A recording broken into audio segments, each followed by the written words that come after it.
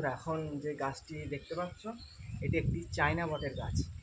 খুব সহজেই বনসাই করা যায় এবং ইনডোর আউটডোর দু জায়গায় তুমি রাখতে পারবে, সহজে গ্রো করাবে।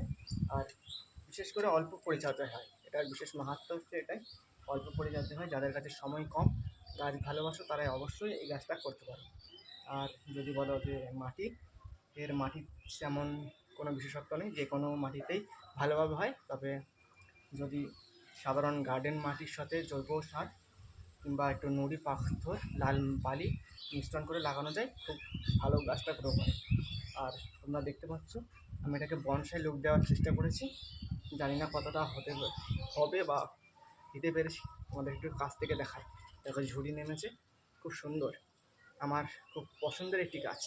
তোমরা যারা গাছ ভালোবাসো, কাজ করতে চাও, সময়ের অভাবে হয় না, তারা অবশ্যই এই গাছটা করো, খুব ভালো লাগবে। তোমরা ব্যালকনিতে করতে পারো, আর যাদের বাড়িতে অল্প আলো আসে তারা অনায়াসে করতে পারো। খুব সুন্দর একটি গাছ। আর এটাতে বেশি যত্ন করলে হবে না, তুমি মেপে মেপে জল দেবে। যখন দেখবে এই মাটিটা একটু শুকনো হয়ে এসছে, ড্রাই হয়ে এসছে, তখন তোমরা এটাকে জল দেবে। তুমি যে বাগান করো সে নিশ্চয়ই জানবে যে কখন তার জলের প্রয়োজন আছে। পাতাগুলো দেখবে হালকা ঝিমিয়ে গেছে, তখন এটাকে জল দেবে। এভাবেই করো।